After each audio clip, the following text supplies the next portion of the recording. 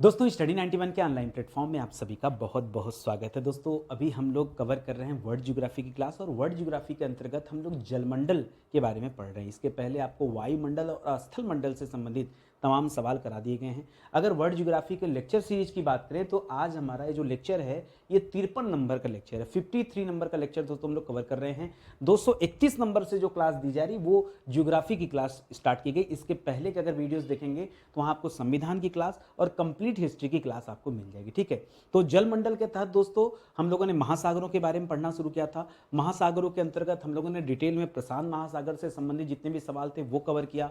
उसके बाद दोस्तों अटलांटिक ओशियन से संबंधित सवालों को कवर किया, हिंद महासागर से संबंधित सवालों को कवर किया।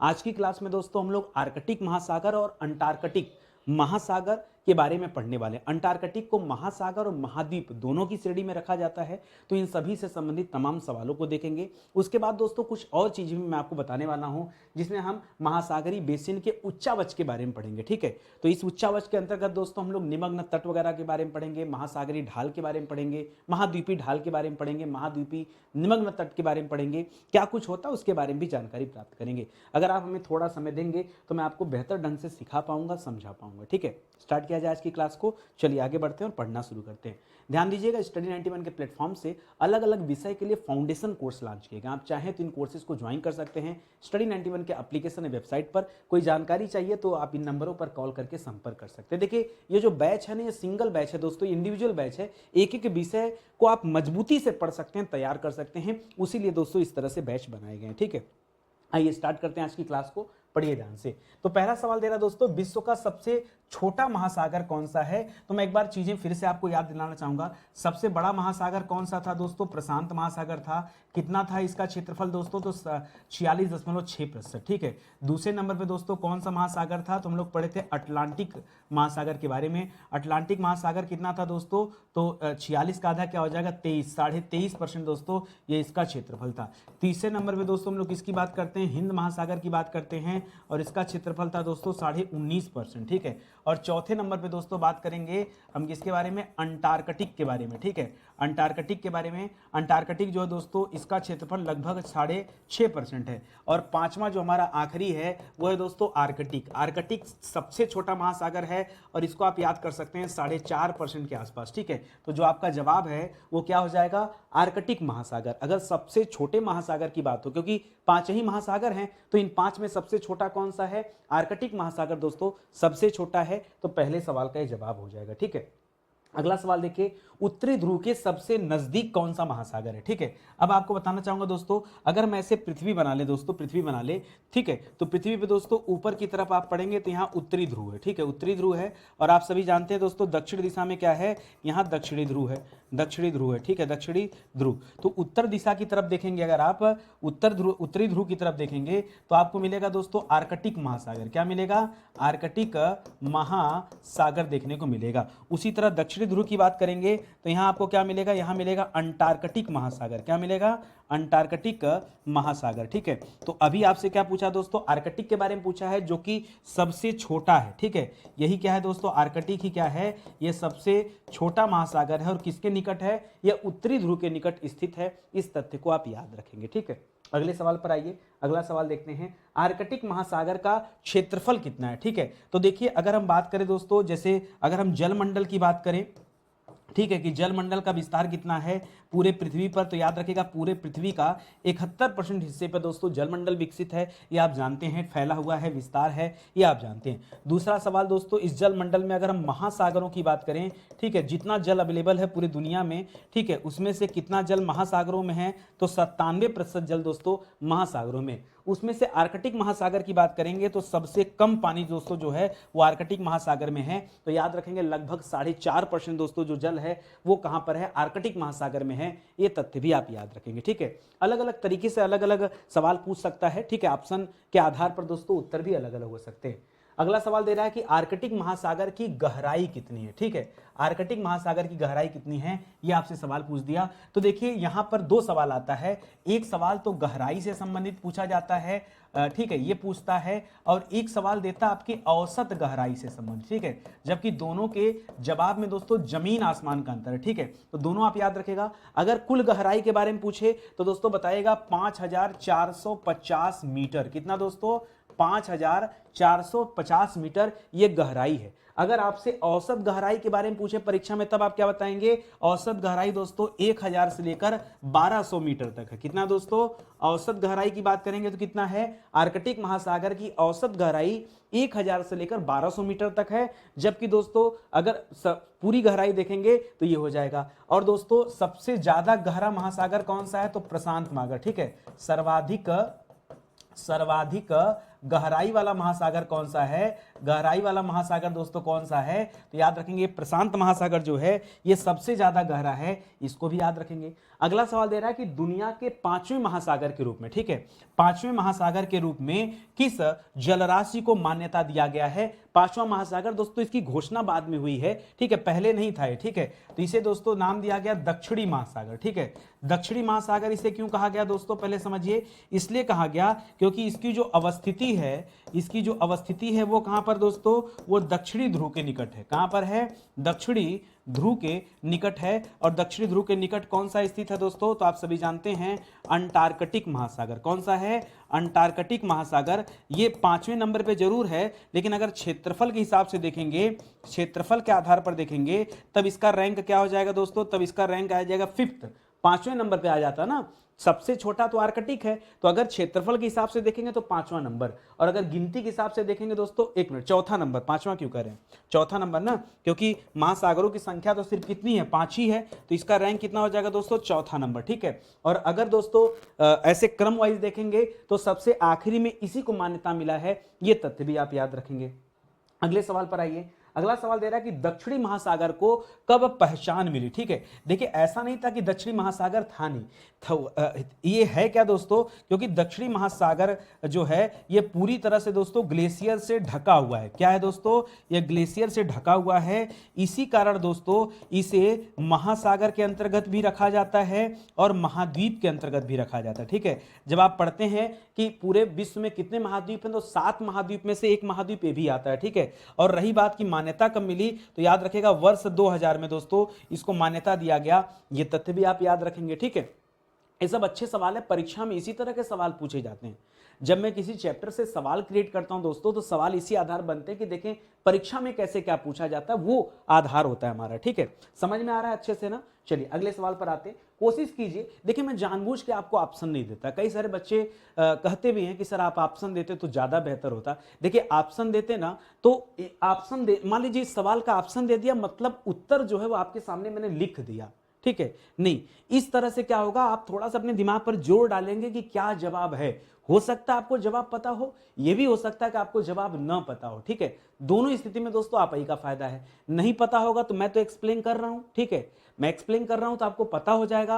और यदि आपको पहले से पता होगा तो आपके अंदर कॉन्फिडेंस आ जाएगा कि नहीं, फला सवाल का जवाब तो हमें पता है। जैसे यही सवाल दे रहा है कि दक्षिणी महासागर किस महाद्वीप को चारों ओर से घेरता है। ठीक है, किस महाद्वीप को, तो आप जानते हैं दोस्तों कि दक्षिणी महासागर जो है ये किसे घेरता है, तो हम महाद्वीप भी उसे कहते हैं। हम अंटार्कटिक जो है दोस्तों, हम अंटार्कटिक जो है महाद्वीप, इसे क्या कहते हैं दोस्तों, इसे महासागर और महाद्वीप दोनों के अंतर्गत रखा जाता है। ठीक है, तो ये जो महासागर है ये अंटार्कटिक महाद्वीप को घेरे हुए है। लेकिन दोस्तों अच्छा शुरू में बताऊं, वैसे अगर जियोग्राफी की भाषा में देखेंगे तो इसे महाद्वीप ही दर्जा दिया जाता है, महासागर के रूप में इसलिए मान लिया जाता है क्योंकि दोस्तों 5वां स्थान के रूप में इसे मान्यता दिया गया, लेकिन एक्चुअली में इसे हम दक्षिणी महासागर बोलते हैं। ठीक है, लेकिन इसकी अवस्थिति अंटार्कटिका में है, इस वजह से दोस्तों इसे अंटार्कटिका महाद्वीप महासागर दोनों बोल देते हैं। वरना एकदम शुद्ध देखेंगे कि सच में सर क्या कहा जाए, तो सही उत्तर तो यह है कि जब महाद्वीप की बात आए तब उसे अंटार्कटिका नाम दीजिए, जब महासागर की बात आए तब आप दक्षिणी महासागर कहिए, ये परफेक्ट आंसर है। ठीक है, रही बात की क्या बोला जाता है, किताबों में क्या लिखा है, तो मैंने दोनों चीजें आपको समझा दिया, बता दिया। ठीक है, अगला सवाल दे रहा है कि एकमात्र ऐसा कौन सा महासागर है जो 3 महासागर प्रशांत, अटलांटिक और हिंद महासागर को छूता है, टच करता है दोस्तों। तो याद रखेगा वो है दोस्तों अंटार्कटिक महासागर। कौन सा दोस्तों? अंटार्कटिक महासागर जो दोस्तों ये तीनों को छूता है। क्यों? इसकी अवस्थिति कहाँ है दोस्तों? दक्षिण में है, ठीक है, दक्षिण में है। और इसके ठीक दोस्तों उत्तर की तरफ बढ़ेंगे तो ये तीनों महासागरों को टच करता है, ये आप याद रखेंगे। केवल आर्कटिक बच जाता है क्योंकि आर्कटिक उत्तरी ध्रुव पर स्थित है, इस वजह से दोस्तों दूर हो जाता है, ठीक है, वरना आप और आर्कटिक किसे किसे टच करता है? अगर सवाल आ जाए कि आर्कटिक किसे छूता है, आर्कटिक किसे छूता है, तो आर्कटिक 2 को छूता है, प्रशांत को टच करता है और अटलांटिक को टच करता है। किसे? प्रशांत और अटलांटिक, केवल 2 को टच करता है। जबकि अगर अंटार्कटिका की बात करेंगे तो तीनों को टच करता है। ये दोनों बातें आप अपने दिमाग में बिठा लीजिएगा। सवाल किसी तरह से तोड़ मरोड़ कर आपके सामने आ सकता है कभी भी किसी भी परीक्षा में। अगला सवाल दे रहा है कि पहले महासागरों के नितल या धरातल को, देखिए कहीं भी नितल लिखा हो तो नितल का मतलब क्या है? धरातल। देखिए एक बात बताइए, मैंने कल की क्लास में आपको समझा रहा था कि मान लीजिए एक लोटे में पानी भरा हुआ है, तो पानी जो दोस्तों कहीं ना कहीं तो स्थित होगा ना, जैसे लोटे की पेदी जो होगा वह आधार होगा, उसी पे तो पानी है।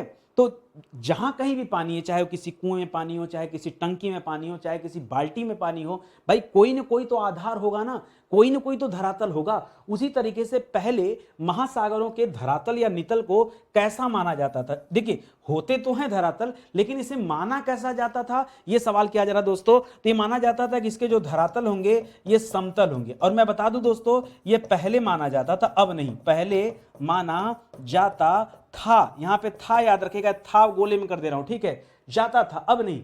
अब जब धीरे धीरे वैज्ञानिकों ने शोध किया तो पता चला कि जिस प्रकार से हम लोग स्थल खंड पे पठार देखते हैं, पर्वत देखते हैं, उसी तरीके से महासागरों में भी पठार पाए जाते हैं, पर्वत पाए जाते हैं, कटक पाए जाते हैं, बहुत कुछ होते हैं। जो जो आकृति आपको स्थल खंड में दिखती है उसी को हूबहू आकृति दोस्तों कुछ न कुछ आपको महासागरों में भी देखने को मिलती है, ये आप ध्यान रखेंगे, ठीक है। तो पहले केवल ही माना जाता था कि नहीं प्लेन होगा, समतल होगा, उसी पे पानी भरा है, लेकिन बाद में दोस्तों यह अवधारणा क्या हो गई, बदल गई। जैसे जैसे शोध होता है तो नई नई चीजें तो मिलती जाती हैं, तो ये चीजें आप याद रखेंगे, ठीक है। अगले सवाल पर आइए, करा महासागरों के नितल वास्तव में कैसे हैं? देखिए नितल का मतलब क्या है, मैंने आपसे कहा ना कि नितल कुछ और नहीं दोस्तों, नितल का मतलब है धरातल। कहीं भी नितल लिखा रहे तो परेशान मत होइए।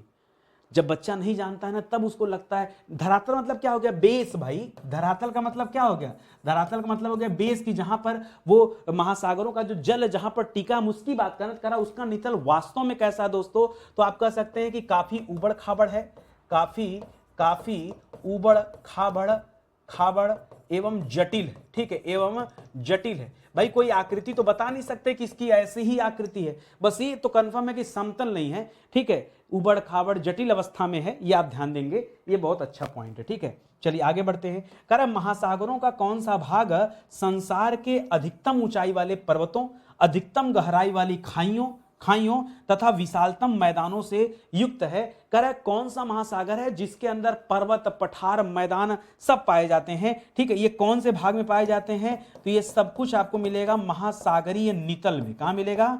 महासागरीय नितल। नितल का मतलब क्या है? महासागरीय धरातल। जब आप महासागरों के भीतर जाएंगे ना तो वहां पे आपको खाइयां भी मिलेंगी। अच्छा आप मुझे बताइए, अगर खाइयां नहीं होती तो मेरियाना गर्त कैसे होता? बताइए, मेरियाना ट्रेंच जो आप पढ़ते हैं, आप प्यूटेरिको ट्रेंच पढ़ते हैं, ठीक है, आप रोमांस ट्रेंच के बारे में जानते हैं, सब कैसे होता है क्रिएट, ठीक है। इसका मतलब है तो समुद्रों के भीतर, महासागरों के भीतर पर्वत भी होते हैं, पठार भी होते हैं, मैदान भी पाए जाते हैं। इस तथ्य को आप भली भांति याद रखिए। मैं आगे चल के बताऊंगा आपको कि कैसे इनका निर्माण होता है, वो सारी बातें करेंगे, बस आप देखते जाइए पॉइंट टू पॉइंट, ठीक है। अगला सवाल है कि महासागरों की औसत गहराई कितनी होती है, ठीक है, महासागरों की औसत, ठीक है। अब एक महासागर तो है नहीं, अलग अलग महासागर हैं। आपने देखा कि अगर हम प्रशांत महासागर की बात करें, अभी मैंने शुरू में आपको बताया प्रशांत महासागर, जहां प्रशांत महासागर की गहराई हमें 11,033 मीटर मिली, वहीं पर दोस्तों आर्कटिक महासागर की गहराई हमें 5,400 के आसपास मिली, 5,400 मीटर के आसपास मिली। तो भाई डिफरेंस है ना, ये दोनों में अंतर है ना। तो अगर हम एक औसत गहराई की बात करें तो याद रखेगा औसत गहराई जो माना गया लगभग 3800 मीटर माना गया है। महासागरों की औसत गहराई मोटी मोटा 4,000 माना गया, ठीक है, ज्यादा ज्यादा 8-10 हजार तक जा रहा है, कम से कम में 1000-1200 तक जा रहा है, ठीक है। आर्कटिक अगर कहीं कहीं पे दोस्तों, कहीं कहीं पे 1000-1200 भी गहराई है, ठीक है। तो इस वजह से अगर एक औसत गहराई की बात हो, कभी सवाल परीक्षा में पूछा जाए, तो आप क्या बताएंगे? लगभग 3800 से 4000 के आसपास दोस्तों ये गहराई होती है महासागरों की। मीटर में बात करो, फिट की बात नहीं करो, मीटर मीटर, ठीक है। इसको आप ध्यान में रखेंगे। अगला सवाल है कि स्थलीय भागों की औसत ऊंचाई कितनी होती, ठीक है। देखिए महासागरों की बात नहीं कर रहा है, किसकी बात कर रहा है दोस्तों? एक कंपैरिजन के लिए दोस्तों ये सवाल दे दिया गया कि अगर हम स्थलों की बात करें तो वहां पर औसत ऊंचाई कितनी है। अगर हम स्थलीय भाग में दोस्तों सर्वाधिक ऊंचाई की बात करें, अगर हम स्थल पर सर्वाधिक ऊंचाई की बात करें तो आप सभी जानते हैं दोस्तों, सबसे ऊंचा क्या है? माउंट एवरेस्ट है ना। क्या है सबसे ऊंचा? क्या है? माउंट एवरेस्ट है। और माउंट एवरेस्ट की ऊंचाई कितनी है? 8850 मीटर। आप कहेंगे ना कि 8848 मीटर मुझे पता है, चलिए 48 मानिए, 50 मानिए, कोई दिक्कत नहीं, ये सर्वाधिक ऊंचाई है। औसत ऊंचाई देखेंगे तो औसत ऊंचाई माना जाता है 840 मीटर। कितना माना जाता है? अगर आप स्थलीय भागों की औसत ऊंचाई देखेंगे तो 840 माना जाता है। ये तो सर्वाधिक ऊंचाई हो गया ना, हर जगह नहीं इतना ऊंचा है, केवल माउंट एवरेस्ट में ऊंचा है। तो इस तथ्य को भी आप याद रखिएगा। अगला सवाल देखिए, सामान्यतः महासागरीय धरातल, ठीक है, धरातल या फिर नितल, ठीक है, धरातल या फिर नितल एक ही बात है। करा है सामान्यतः महासागरीय धरातल को किन मुख्य 4 वर्गों में बांटा गया। हो सकता है कि आपके सामने 4 देता, नहीं भी देता तो मैं आपको समझाता, ठीक है। आइए समझिए पहले क्या क्या होता है। पहला होता है दोस्तों महाद्वीपीय निमग्न तट। क्या होता है दोस्तों? महाद्वीपीय निमग्न तट, ये पहला होता है। दूसरा होता है दोस्तों महाद्वीपीय ढाल। जब निमग्न तट जहां समाप्त होते हैं वहीं से क्या स्टार्ट हो जाता है? महाद्वीपीय ढाल स्टार्ट हो जाते हैं। 2 भाग हो गए। जो अच्छा यहां महाद्वीपीय है और निमग्न तट दोस्तों जो किनारे वाले हिस्से होते हैं, छिछले होते हैं, उनकी बात हो रहा है। उसके बाद ढाल आ गया। तीसरे नंबर पे महासागरीय आ जाता है। इसको कहते हैं महासागरीय उभार या उत्थान। क्या कहते हैं? महासागरीय उभार या फिर इसे कहते हैं महासागरीय उत्थान। दोनों परीक्षा में मिलता है, ठीक है, इसको याद रखिएगा। और उसके बाद चौथे नंबर पे आ जाता है महासागरीय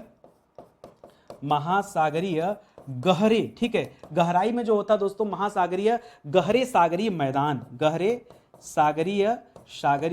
मैदान, ये एकदम अंदर की स्थिति हो जाएगी। ये आप याद रखेंगे। एक बात यहां पर और याद रखेगा, ये स्टार्टिंग में 2 जो है दोस्तों यह महाद्वीपी लगा है, अंतिम में जो 2 हैं यहां महाद्वीपी मत कीजिएगा, महासागरी है। इसको आप ध्यान रखेंगे। अगर कोई टीचर आपको न समझाए बात तो हमेशा आप गलत करते रहेंगे, सही होगा ही नहीं आपसे। सही तभी होगा जब कोई समझाने वाला होगा। आज मैं समझा रहा हूं तो इसको अच्छे से याद कर लीजिए, नोट डाउन कर लीजिए, ठीक है। अगले सवाल पर आइए। अगला सवाल दे रहा है कि महासागरीय जल में डूबा हुआ महाद्वीपों के किनारा वाला भाग क्या कहलाता है? देखिए जो महाद्वीपों का किनारे वाला हिस्सा है वो, जैसे आप कभी समुद्र में जाते हैं, बीच वगैरह पे जाते हैं तो दोस्तों पानी पहले थोड़ा रहता है, फिर थोड़ा और आगे जाएंगे तो पैर तक आया, थोड़ा और आगे जाएं तो घुटने तक आया, थोड़ा और आगे जाएं तो कमर तक आया, थोड़ा और आगे बढ़े तो सीने तक आ गया, थोड़ा और आगे बढ़े तो या ये क्या है दोस्तों? धीरे धीरे वो क्या है, जो महाद्वीपों के किनारे वाले हिस्से हैं वो दोस्तों धीरे धीरे और गहरे तक चले जाते हैं, क्योंकि वाटर लेवल ऊपर है और उसका ढाल स्वरूप है, ठीक है। तो जो किनारे वाला हिस्सा, जो डूबा हुआ हिस्सा है, उसी को महाद्वीपीय निमग्न तट कहा जाता है। क्या कहा जाता है? उसी को क्या कहते हैं? महाद्वीपीय। देखिए आज की क्लास में हम लोग इसके और इसके ये 2 चीजें पढ़ेंगे, महाद्वीपीय निमग्न तट और ढाल के बारे में। तो महाद्वीपीय निमग्न तट होता क्या है दोस्तों? कभी कोई पूछ दे तो क्या बताएंगे? महाद्वीपों के किनारे वाले हिस्से जो महासागरों में डूबे हुए रहते हैं, वही डूबा वाला हिस्सा क्या कहलाता है? महासागरीय निमग्न तट कहलाता है। सर हम इसको महासागरीय तट नहीं बोल सकते, तट बोलिए, निमग्न तट बोलिए, महासागरीय मग्न तट कहिए, कहीं अलग अलग जगह पे अलग अलग चीजें लिखी हुई हैं, तो बहुत घबराने वाली बात नहीं है, ठीक है। देखिए स्टडी 91 के प्लेटफॉर्म से हम लोगों ने कई किताबों को लॉन्च किया। आप मौका दीजिए, जुड़िए हमारे साथ, तो हमारी किताबों को भी आप परचेज कर पाएंगे, ठीक है। और इन किताबों पे दोस्तों अलग से आपको कोई भी डिलीवरी चार्ज नहीं देना होता है। आप इन नंबरों पर कॉल करके संपर्क कर सकते हैं, ठीक है। चलिए आगे बढ़ते हैं, सीधे मुद्दे की बात करते हैं। सवाल दे रहा दोस्तों कि महाद्वीपीय मग्न तट, देखिए चाहे महाद्वीपीय मग्न तट लिख दे, नहीं तो क्या लिख दे दोस्तों? महाद्वीपीय निमग्न तट लिख दे, कोई दिक्कत आपको, ठीक है। या महाद्वीपीय तट लिख दे, तट में कौन सा तट? तो जो डूबा हुआ है, ठीक है, डूबा हुआ, ये जरूरी है डूबना उसका, ठीक है। किनारा कैसा होना चाहिए? जो डूबा होगा उसी को निमग्न तट कहा जाएगा। अब महाद्वीपीय तट है जो पानी में नहीं डूबा, उसे थोड़े कहा जाएगा, समझ रहे हैं ना? डूबा होना चाहिए पानी में। तो महाद्वीपीय मग्न तट पर जल की औसत गहराई कितनी होती है। ठीक है, जो शुरुआत वाला हिस्सा होता है जो डूबा होता है वहां पर औसत गहराई कितनी होती है, तो ये गहराई होती है दोस्तों लगभग 100 फैदम। कितनी होती है दोस्तों, याद रखेंगे गहरा फैदम क्या होता है दोस्तों, कुछ समुद्र के अंदर जो गहराई का मापन होता है वो किसमें होता है दोस्तों, फैदम में होता है, फैदम। ठीक है, अब मामला आ गया सर कि एक फैदम में कितने फिट होते हैं। सर फिट को छोड़िए, पहले ये बताइए कि एक फैदम में कितने मीटर होते हैं। क्या होते हैं दोस्तों, एक फैदम बराबर कितने मीटर होते हैं, तो हमेशा याद रखें दोस्तों ये होता है 1.8 मीटर। ठीक है, और कितने फिट होते हैं, तो एक फैदम बराबर क्या होता है, एक फैदम बराबर 6 फीट होता है। दोनों याद रखेगा, इसीलिए कहा जाता है कि 1 मीटर में लगभग 3 फीट होते हैं। ठीक है, तो यहां दोस्तों 2/3 6 हो जाएगा ना, एक फैदम मतलब 18 है और एक फैदम में 6 फीट होता है। ठीक है, एक फैदम, तो आप देखेंगे तो यहाँ देखिए क्या हो जाएगा, 2/3 6, 3 के अनुपात में आ गया ना, लगभग उतना ही आ रहा है, लगभग लगभग आंकड़ा होता है। एग्जैक्ट देख, ये 6 फीट तो एकदम एग्जैक्ट है, और फैदम में अगर मीटर देखेंगे तो 1.8 मीटर है। ठीक है, ये आंकड़ा थोड़ा और भी लंबा होता है। अब ऐसे देखेंगे तो आ जाएगा 1.82, दो अंक तक लिख दीजिए, 3 अंकों तक लिखना हो तो 8 होता है वैसे। ठीक है, 2 अंक काफी है यार, 1.8 भी काफी है, ये आप ध्यान में रखिए। ठीक है, चलिए आगे बढ़ते हैं। अगला सवाल करा महासागरीय धरातल धरातल मतलब क्या कह दिया दोस्तों, महासागरीय धरातल की बात कर रहा है। ये महाद्वीप का जो धरातल स्थल खंड उसकी बात नहीं हो रही, महासागरीय धरातल की बात कर रहा है। महासागरीय धरातल का कौन सा भाग महासागरों के क्षेत्रफल के 7.6% हिस्से पर फैला हुआ है। कौन सा वाला हिस्सा है दोस्तों जो फैला हुआ है, तो जो किनारे का हिस्सा है, जो किनारे का हिस्सा। और किनारे पर क्या है दोस्तों, तो आप जानते हैं किनारे पर है महाद्वीपीय निमग्न तट। ठीक है, तो याद रखेंगे जो धरातल पे किनारे वाला हिस्सा वही तो है, तो 7.6% दोस्तों इसका एरिया है जो निमग्न तट है। इसको आप याद रखें, तो बहुत आसान सा सवाल है, डिफिकल्ट नहीं, कुछ आंकड़े याद रखने पड़ेंगे, ये आप ध्यान रखें। अगला सवाल दे रहा है कि सबसे अधिक महाद्वीपीय निमग्न तट जो है या मग्न तट है ये किस महासागर में विद्यमान है, तो सबसे ज्यादा है दोस्तों अटलांटिक ओशियन में। अटलांटिक महासागर में सबसे ज्यादा दोस्तों ये निमग्न तट विद्यमान है, ये आप याद रखेंगे, ये बच्चों को नहीं पता होता है। और एक चीज और याद रखेगा, ये अटलांटिक ओशियन ही है जो सबसे व्यस्ततम है। ठीक है, सबसे क्या है दोस्तों, सबसे व्यस्ततम है। ठीक है, सबसे ज्यादा व्यस्ततम है। क्यों व्यस्ततम है दोस्तों, क्योंकि यहां पर दोस्तों सर्वाधिक व्यापार होता है। व्यापार जो होता है दोस्तों वो सर्वाधिक होता है। क्यों, एक साइड अमेरिका है, दूसरे तरफ जैसे एक साइड उत्तरी और दक्षिणी अमेरिका है, दूसरी तरफ यूरोप और अफ्रीका है, इस वजह से दोस्तों व्यापार बहुत ज्यादा होता है, ये भी आप ध्यान में रखेंगे। ठीक है, हालांकि उनका निमग्न तट से कोई लेना देना नहीं है, बट ये एक चीज और याद रख सकते हैं, विश्व में सबसे बड़ा ठीक है, यहां पे याद रखिएगा सबसे बड़े की बात कर रहा है। देखिए यहां बात किया था सर्वाधिक का, यहां बात किसकी किया था दोस्तों, यहां बात हुई थी सर्वाधिक की, सबसे ज्यादा कहां पर है, और यहां बात कर रहा है कि विश्व में सबसे बड़ा महाद्वीपीय निमग्न तट ये किस महासागर में विद्यमान है, तो याद रखिएगा ये आपका विद्यमान है आर्कटिक महासागर में। कहां विद्यमान दोस्तों, आर्कटिक महासागर में सबसे बड़ा, सर्वाधिक नहीं, सबसे बड़ा निमग्न तट विद्यमान है। फिर आप कहेंगे सर उसका नाम क्या है, तो मैं बताऊंगा दोस्तों, याद रखिए साइबेरिया। साइबेरिया सर वो रूस वाला साइबेरिया, हाँ उसी की बात हो रही है। ठीक है, तो साइबेरिया सेल्फ जो है दोस्तों, साइबेरियाई सेल्फ, ठीक है, इसी ये जो है साइबेरियाई लिख लीजिए, साइबेरियाई सेल्फ जो है दोस्तों ये दुनिया का सबसे बड़ा निमग्न तट है, याद रखेंगे, यानी पानी में डूबा हुआ क्षेत्र ये सबसे बड़ा है। ठीक है, सबसे बड़ा, और सर्वाधिक पूछेगा मतलब जगह जगह बहुत ज्यादा कौन सा, तो उसमें अटलांटिक महासागर का नाम आएगा, वहां पे सबसे ज्यादा है। ठीक है, दोनों अलग अलग सवाल है। अगला सवाल दे रहा है कि आर्कटिक महासागर में स्थित, किसकी बात कर रहा है, आर्कटिक महासागर। और आर्कटिक महासागर है कहां पर दोस्तों, यह उत्तरी ध्रुव के निकट है। किसके निकट है, उत्तरी ध्रुव के निकट है, और यह सबसे छोटा महासागर है। क्या दोस्तों, यह जो है सबसे छोटा महासागर है। लिख रहा है कि आर्कटिक महासागर में स्थित कौन से महाद्वीपीय मग्न तट की चौड़ाई कितना है, 1500 किलोमीटर है, तो दोस्तों यही साइबेरियाई सेल्फ की बात हो रही है। ठीक है, साइबेरियाई जो सेल्फ है दोस्तों इसकी चौड़ाई सिर्फ कितनी है दोस्तों, 1500 किलोमीटर है। आप समझ जाओ कि कितना बड़ा, इसलिए तो कहा गया कि दुनिया का सबसे बड़ा है, दुनिया का सबसे बड़ा। भारत के किस तट पर महाद्वीपीय मग्न तट अपेक्षाकृत अधिक चौड़ा पाया जाता है? भारत के परिप्रेक्ष्य में दोस्तों जो महाद्वीपीय निमग्न तट है वो कहां पर दोस्तों, तो कहां पर अधिक चौड़ा, अपेक्षाकृत अधिक चौड़ा है? पश्चिमी तट जो दोस्तों वो अधिक चौड़ा है। ठीक है, पश्चिमी तट, पूर्वी तट नहीं, पूर्वी तट मतलब बंगाल, पश्चिमी तट का मतलब क्या दोस्तों, याद रखेगा मुंबई साइड वाला। ठीक है, मुंबई साइड वाला जो तट है दोस्तों यहां बात हो रहा है, या कोच्चि वगैरह सब इधर ही पड़ेगा। देखिए ऐसे कर लीजिए, ये गुजरात हो गए, इधर हो गया पूर्वी तट और इधर हो गया पश्चिमी तट। तो पश्चिमी तट दोस्तों ये ज्यादा डूबा हुआ है, आप जानते हैं। ठीक है, यहीं पर दोस्तों पश्चिमी घाट वगैरह भी है, तो आप याद रखेंगे ये वाला तट की बात हो रही है, ये वाले तट की। ठीक है, ये वाली तट की बात हो रही है। चलिए आगे बढ़ते हैं, अगला सवाल, महासागरीय मग्न तट पर निक्षेपित पदार्थ किन जल निकायों द्वारा जमा किए गए स्थलीय अवसाद होते हैं? फिर से पढ़िए, कह रहा महासागरों का जो मग्न तट होता है, मग्न तट मतलब डूबा हुआ क्षेत्र। ठीक है, महासागरीय निमग्न तट पर निक्षेपित जो डूबा हुआ क्षेत्र है वहां कुछ जमा हो गया। निक्षेपित पदार्थ मतलब कोई आइटम लाके वहां क्या कर दिया गया, निक्षेप कर दिया गया। ठीक है, यह किन जल निकायों द्वारा दोस्तों जमा किया जाता है? कोई आदमी अपने हाथ से जाके थोड़े लाके फेंकेगा, नदियां निक्षेपित करती हैं। नदियां अपने भीतर से जो गाद निकाल, नदियां जाके समुद्र में मिलती है ना, तो उसके पहले वो अपना गाद निकालकर वहां निक्षेप कर देती हैं। तो याद रखेंगे दोस्तों, उन अवसादों को कौन निक्षेप करता है? उनको नदियों द्वारा निक्षेपित किया जाता है। किसके द्वारा दोस्तों? नदियों द्वारा निक्षेपित किया जाता है, ये तथ्य याद रखेंगे।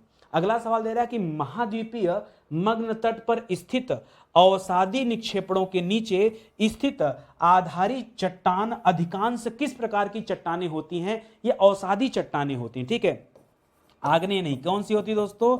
ये स्पेशली क्या होती हैं? ये अवसादी चट्टानें होती हैं। ये तो आपको याद रखना पड़ेगा, इसमें और कुछ नहीं। ठीक है, ये अवसादी, मैं फिर से एक बार समझा दे रहा हूं। कह रहा है दोस्तों जो निमग्न तट होते हैं वहां, और आपसे बोल भी दिया कि अवसादी निक्षेपण के नीचे, जब अवसादी निक्षेपण के नीचे तो अवसादीय चट्टान होगा। आग्नेय चट्टानों का निर्माण कैसे होता है? वो तो मैग्मा के ठंडा होने की वजह से होता है, वो भी तब जब वो मैग्मा धरातल पर आ गया हो, तब से ज्वालामुखी विस्फोट हुआ, लावा बाहर पहले मैग्मा निकलता है, वही ठंडा होता तो लावा कहलाता है। वही लावा दोस्तों बाद में क्या होता है, ये आग्नेय शैल को निर्मित करता है। लेकिन यहां पर तो पहले से अवसादी निक्षेपों की बात हो रही, तो अवसादी चट्टान करेंगे। करा समुद्र से प्राप्त होने वाले खाद्य संसाधन, समुद्र से हमें क्या क्या मिलते हैं? खासकर से मछली वगैरह हो गया, झींगा वगैरह, वो भी तो मछली के ही रूप में प्राप्त किया जाता है, नमक प्राप्त किया जाता है। समुद्र से प्राप्त होने वाले खाद्य संसाधन मुख्यतः किस भाग से प्राप्त होते हैं दोस्तों? तो ज्यादातर दोस्तों ये निमग्न तट से ही प्राप्त होते हैं। ठीक है, याद रखेंगे कहां से प्राप्त होते हैं? यह निमग्न तट जो स्टार्टिंग का डूबा हुआ क्षेत्र रहता है, ये खास करके दोस्तों वहीं से प्राप्त होते हैं। निमग्न तट के आगे क्या लिखेंगे? महाद्वीपीय निमग्न तट। ठीक है, महाद्वीपीय निमग्न तट से प्राप्त होते हैं, आप तो जान ही रहे हैं। ठीक है, ये तो मैंने पढ़ाई दिया स्टार्टिंग में।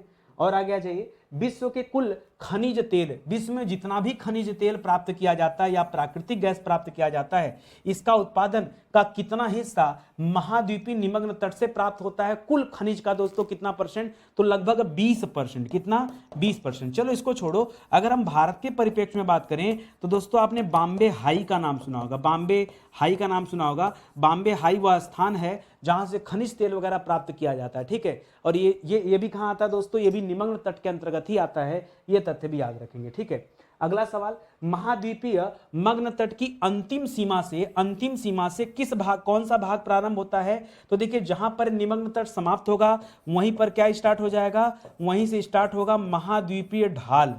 क्या स्टार्ट होगा दोस्तों? महाद्वीपीय ढाल स्टार्ट होगा। ठीक है, जहां निमग्न तट समाप्त होता है वहीं से महाद्वीपीय ढाल स्टार्ट होता है, और ये ढाल दोस्तों और ज्यादा गहरा होता जाता, और ज्यादा। इसके बाद तीसरे नंबर पे हम लोग पढ़ेंगे महासागरीय उत्थान के बारे में। किसके बारे में? उत्थान। और अंतिम रूप में पढ़ेंगे महासागरीय गहरे मैदानों के बारे में। ठीक है, तो दोस्तों कुछ चीजें हैं, इनको याद रखें। महाद्वीपीय मग्न ढाल पर, अब देखिए यहां पर मग्न ढाल का दे या हो सकता है निमग्न ढाल का दे, निमग्न ढाल। ठीक है, ये कहां से प्रारंभ होता है दोस्तों? जहां पर क्या होता है? जहां पर निमग्न तट दोस्तों क्या होता है? समाप्त होता है, वहीं से दोस्तों क्या हो जाता है? प्रारंभ होता है। कह रहा है इस निमग्न ढाल पर जल की गहराई कितनी होती है? इस वाले एरिया में दोस्तों कितना गहराई होता है? तो यहां पर ज्यादा हो जाता है, लगभग 200 से लेकर दोस्तों 2000 मीटर तक। ठीक है, 200 से लेकर 2000 मीटर तक दोस्तों ये गहरे होते हैं। कौन से? अगर हम महाद्वीपीय ढाल के बारे में पूछें, महाद्वीपीय ढाल की गहराई कितनी होती है, तो 200, क्योंकि वो ढाल धीरे धीरे अधिक होते जाते हैं तो 200 से लेके 2000 मीटर तक दोस्तों ये गहरे होते हैं। महासागरीय धरातल के किस भाग को महाद्वीपों की अंतिम सीमा कहा जाता है, तो दोस्तों महाद्वीपों की अंतिम सीमा किसे कहा जाते हैं, महाद्वीपीय ढाल को ही कहा जाता है। ठीक है, ये जो महाद्वीपीय ढाल है यही दोस्तों महाद्वीपों की अंतिम सीमा है। उसके बाद दोस्तों अब तभी तो हम इसका नाम बदल दिए, अब आगे जो तीसरा पढ़ते हैं वहां पढ़ते हैं महासागरीय उत्थान के बारे में। ठीक है, ये पढ़ेंगे ना, और महासागरीय गहरे मैदान के बारे में। तो महासागरीय ये महाद्वीप के लिए दोस्तों ये अंतिम सीमा है माने जाते हैं। ठीक है, इसको याद रखिएगा। महाद्वीपीय मग्न तट और महाद्वीपीय मग्न ढाल के बीच की जो सीमा होती है जहां पर ये दोनों होते दोस्तों, उसे क्या कहते हैं, तो इस सीमा को स्पेशली एक नाम दिया जाता है एंडेसाइड। याद रहेगा आपको, इस सीमा को क्या नाम दिया जाता है, एंडेसाइड नाम दिया जाता है, एंडेसाइड रेखा। ठीक है, एंडेसाइड रेखा किसके बीच में पाई जाती है, ये महाद्वीपीय निमग्न तट और महाद्वीपीय निमग्न ढाल के बीच में दोस्तों ये स्थित होती है। ये आप याद रखेंगे, निमग्न तट और निमग्न ढाल, तट और ढाल याद रखेगा, ढाल के आगे उत्कित भूमि नहीं, इन दोनों के बीच में स्थित होती है। इसे एंडेसाइड रेखा के नाम से जाना जाता है। ठीक है, एक बात तो यार कि क्लास बड़ा जल्दी समाप्त हो जाता है, जब चीज़ें आसान रहती हैं तो ऐसा ही महसूस होता है। हालांकि मैं कभी टाइम दे के नहीं पढ़ाता आपको, लेकिन फिर भी मेरा प्रयास रहता है कि भाई आपका कम से कम समय लूं और ज़्यादा से ज़्यादा चीज़ें आपको मैं सिखा पाऊँ। ऐसे विषय जो पूरी तरह से पढ़ा दिए गए हैं ये उन्हीं के दोस्तों हैंड रिटन नोट्स हैं। ठीक है, हमने खुद तैयार किए अपने हाथ से लिखे हुए नोट्स हैं, कंप्यूटर से टाइप वाला नहीं है। आप चाहें तो इसे परचेज कर सकते हैं हमारे वेबसाइट या एप्लीकेशन से।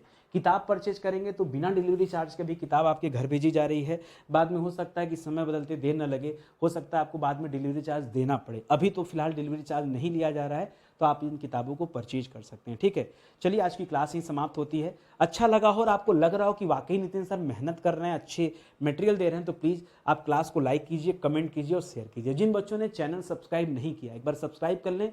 सब्सक्राइब करेंगे, बेल आइकन प्रेस करेंगे तभी आपके पास नोटिफिकेशन जाएगा, नहीं तो आपको पता ही नहीं चलेगा कि कब कौन सी क्लास दी जा रही है। तो आपके भले के लिए कह रहा हूँ, हम लोग ज़्यादा क्लास नहीं देते, 10-20 क्लास नहीं दिन भर में चलती, बस 2-4 क्लास चलती है, उतना ही आपके लिए काफ़ी है। ठीक है, तो चलिए सेशन ही समाप्त होता है, मिलते हैं अगले वीडियो में। तब तक के लिए बहुत बहुत धन्यवाद आपका।